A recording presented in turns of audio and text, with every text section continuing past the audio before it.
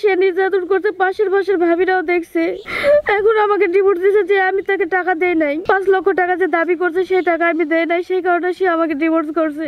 নওগাঁর বদলগাছিতে police constable পাপেল হাসানের বিরুদ্ধে একাধিক বিয়ে, যৌতুক দাবি এবং স্ত্রী নির্যাতনের অভিযোগ উঠেছে। রোববার দুপুরে বদলগাছির বিষ্ণুপুর গ্রামে নিজ বাড়িতে সংবাদ সম্মেলন করে এ অভিযোগ তুলেছেন তার তৃতীয় স্ত্রী হাফিজা আক্তার আখি। সংবাদ সম্মেলনে আখি জানান, যৌতুক নিয়ে টাকাটা তারা কি করে জানি না, আমাকে বাসাও নিয়ে যায় না। পরবর্তীতে সেখান থেকে আমার তার কর্মস্থল বগুড়া কাহালু থানা ভাড়া বাসায় নিয়ে যায়। সেখানে কিছুদিন ছিলাম, পরে আমি অসুস্থ হই। অসুস্থ হওয়ার পর আমার চিকিৎসা করে না। সে চিকিৎসা না করায় আমার বাবাকে জানালে বাবা টাকা পাঠায় দেয়। সেই টাকায় সেখান থেকে সুস্থ হইলে আমাকে আমার বাবার বাসায় পাঠায় দেয়। সে আমাকে নিয়ে যায়, বিভিন্নভাবে নির্যাতন করে। সে নির্যাতন করে যে আরো তাকে 5 লক্ষ টাকা আমাকে দিতে হবে যৌতুক, না দিলে সে অন্য জায়গায় বিয়ে করবে, হয়তোবা আমাকে তালাক দিবে।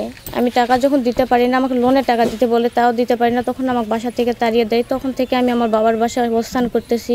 ওখানে পুলিশ সুপার বরাবর যে অভিযোগ করে, সেই অভিযোগের তারা কোনো সিদ্ধান্ত না নিয়ে ওখান থেকে তাকে অন্য স্তরে ট্রান্সফার করে দেয়। আমাকে যে তালাক করা হয়েছে, সে আমার কোনো ভরণ পোষণ কোনো কিছুই দেয় না। আমি এই তালাক মানি না। আমি চাই যে সে আমার সাথে সংসারে করুক। উল্লেখ্য, সংবাদ সম্মেলনে হাফিজা আক্তারের বাবা রকিবউদ্দিন, চাচা রফিকুল ইসলাম, চাচাতো ভাই জহুরুল ইসলাম সহ পরিবারের সদস্যরা উপস্থিত ছিলেন। এসব বিষয়ে ঊর্ধ্বতন পুলিশ কর্মকর্তাদের জানানো হলে তাকে বলা হয় বিষয়টি পারিবারিকভাবে মীমাংসা করুন। নিজের সম্মান ও ন্যায়ের দাবিতে এখন প্রশাসনের সুষ্ঠু তদন্ত ও আইনি সহায়তা চান ভুক্তভোগী হাফিজা আক্তার আখি।